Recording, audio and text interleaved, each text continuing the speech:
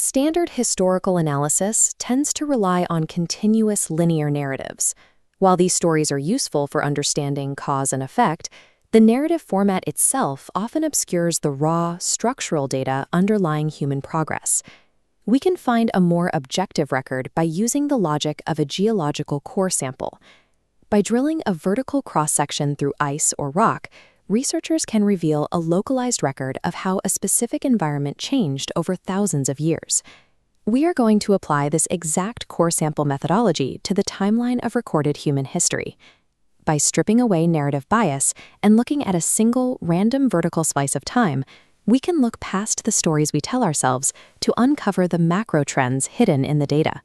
This temporal cross-section allows us to test a specific hypothesis: that human technological and institutional complexity does not advance at a steady rate, but instead moves along a sharp geometric trajectory. Our arbitrary temporal axis for this experiment is the 203rd day of the Gregorian calendar, July 22nd. We have extracted every major recorded event on this specific day spanning over a millennium.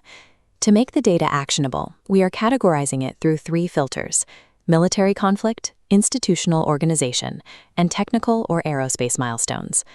This data reveals 3 distinct temporal epochs: the era prior to 1600, the transition from 1601 to 1900, and the modern period since 1901. By charting these events, we can treat this single day as a test case for our broader species trajectory, measuring our move from localized biological limits to planetary scale engineering.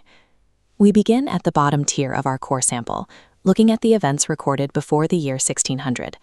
The event density in this section is sparse. At this point in history, the reach of any human action was strictly limited by the speed of animal travel. Consequently, data points in this era are exclusively defined by localized, zero-sum military engagements. We see the Battle of Onzen in 838, the massacre at Bazir in 1209, and the Battle of Falkirk in 1298. These represent bursts of kinetic energy failing to expand geographically. There are almost no structural or technical milestones recorded in this section of the sample, with rare exceptions for ecclesiastical shifts like the election of Pope Dionysius in 259. In this first epoch, the data shows human complexity is hard-capped by physical logistics and the limits of biological energy. Moving into the middle section of our data column, we span the 17th through the 19th centuries. Here, the sample records a transition. We see a move away from purely localized kinetic warfare and toward macroscopic institutional and geographic scaling. Organizational milestones appear more frequently. On July 22, 1706, the Acts of Union were agreed upon, and on the same day in 1833, the Slavery Abolition Act passed in the British House of Commons. Geographic reach begins to expand. In 1793, Alexander Mackenzie completed the first recorded transcontinental crossing of North America, reaching the Pacific Ocean. By the 19th century, industrialized warfare began to replace localized battles. On July 22, 1864, General William T. Sherman utilized a massive railway-dependent military apparatus during the Battle of Atlanta. This shift to industrial-scale tactics enabled a level of physical destruction that was previously impossible, as seen in the skeletal remains of the city's infrastructure. Finally, at the very end of the 19th century, the core sample records the introduction of fossil fuel mechanics. In 1894, the first motor race was held in France, featuring primitive 3-horsepower engines. This phase represents the bridge. Biological limits are overcome by institutional frameworks and early mechanical networks, creating the conditions for a significant upward shift in capacity. As we enter the 20th century section of the core sample, the density of recorded data points suddenly explodes. By isolating the technical and aerospace milestones, we can see a rapid trajectory of atmospheric mastery. On July 22, 1933, Wiley Post completed the first solo flight around the world in 7 days, establishing a new benchmark for global atmospheric travel.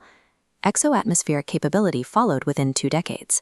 In 1951, the Soviet Union launched the dogs Desik and Sigyn on a suborbital flight, the first to safely return from space. This technological velocity is mirrored by a scaling in the capacity for systemic disruption and kinetic destruction.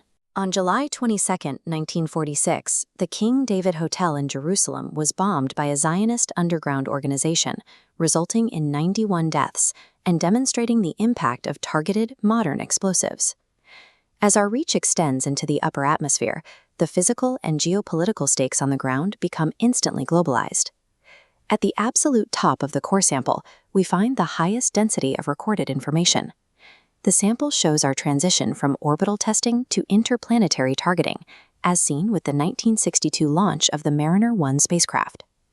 Modern geopolitical events in the data reflect hyper-networked complexities.